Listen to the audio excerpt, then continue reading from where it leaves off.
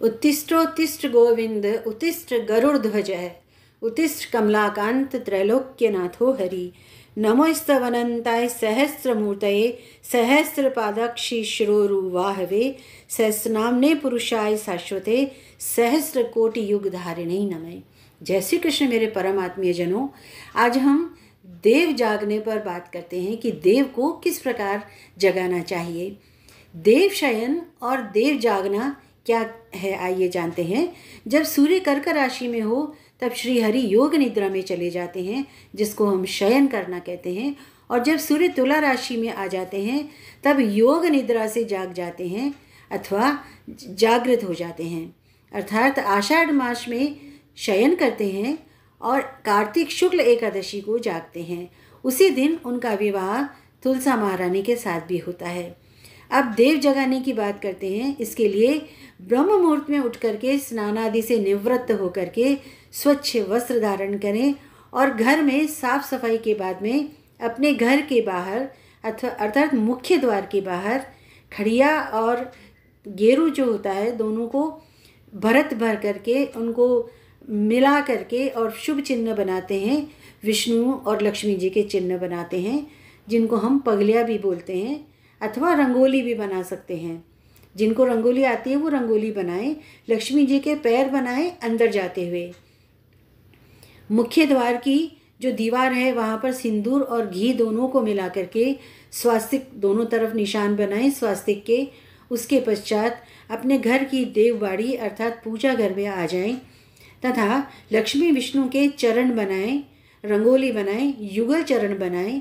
श्री हरि के चरणों पर अक्षत रख करके उस पर घी से भरा हुआ दीपक रखें बाती के साथ में, और फिर उस स्थान को बड़ी सी परात से ढक करके रख देना है। दिया जलाना नहीं है। यह सब तैयारी है सायंकाल में पूजा करने की। रंगोली पर गेहूं की ढेरी को गोल फैला दें और उस पर भी एक थाली रखें। थाली में हरी सब्जियां, फल और सब्जियां इत्यादि रखें। हरी सब्जियां सुख और समृद्धि का प्रतीक होते हैं। हरी सब्जियों में ताज़ा मूली के पत्ते सहित सब्जी रखें और शकरकंद रखें, सिंघाड़ा, सेब फल, आंवला, कदली, सीताफल, बेर इत्यादि रखें। एक कटोरी में दूध और बताशा भी ले लें और इसे भी परात से ढक करके रख दें। दोनों ओर की सामग्रियों को सुरक्षित रखने के लिए इसे ढका जाता है।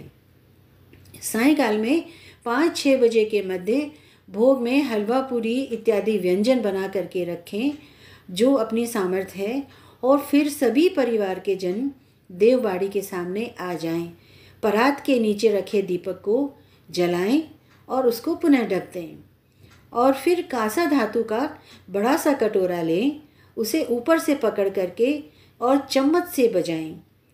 जो दीपक के ऊपर हमने परात रखी है उससे इसीलिए मैं बजाने के लिए मना कर रही हूँ कि कई बार छोटे बच्चों के हाथ जल जाते हैं, छोटे बच्चे भी बजाना चाहते हैं।